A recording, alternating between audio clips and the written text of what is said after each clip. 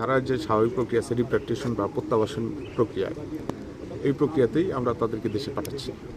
নাগরিকত্ব ভেরিফিকেশন শেষে, তাদের নাগরিকত্ব যাচাই বাছাই শেষে যখন আমরা নিশ্চিত হয়েছি যে তারা বাংলাদেশি নাগরিক এবং বিভিন্ন সময় বিভিন্ন কারণে সীমান্ত পেরিয়ে অবৈধভাবে ভারত অবস্থান করতেছিল, পরবর্তীতে ভারতের আইন শৃঙ্খলা বাহিনীর হাতে অবৈধ অনুপ্রবেশের দায়ে আটক হওয়ার পরে তারা জেল জরিমানা ভোগ করার পরে তারা স্থানীয় নরসিংগড় ডিটেনশন সেন্টারে অবস্থান করতেছিল। আমরা খবর পেয়ে তাদেরকে আইনি প্রক্রিয়ার মাধ্যমে দেশে পাঠাচ্ছি।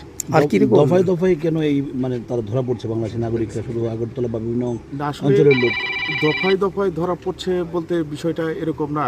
ধরা তো অনুপ্রবেশ যখনই হয় তখনই ধরা পড়ে, কেউ বা অনুপ্রবেশ করার পরে দীর্ঘদিন পরে ধরা পড়ে। কিন্তু এক একজনের এক এক মেয়াদে যখন সাজা হয়, সাজা শেষে এক একজন এক এক সময় তারা বিভিন্ন ডিটেনশন সেন্টারগুলোতে অবস্থান করতে থাকে। এখন আর কতজন আছে ওখানে?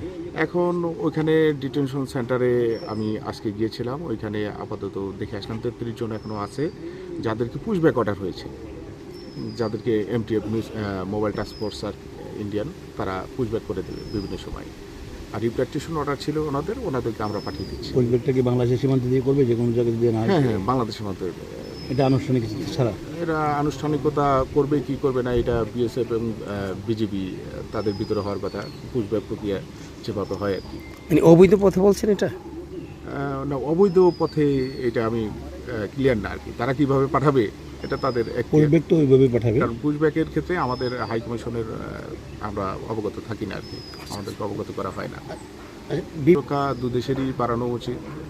শুধু মানব পাচার যে হচ্ছে এটা না, মাদকের সরবরাহ ব্যাপকভাবে হচ্ছে, এটা আমরা বিভিন্ন পত্রিকা সংবাদ মাধ্যমগুলোতে দেখতে পাচ্ছি। অবশ্যই সীমান্ত ব্যবস্থাপনায় কঠোর নজরদারি বৃদ্ধি করা প্রয়োজন। এরা কি শুধু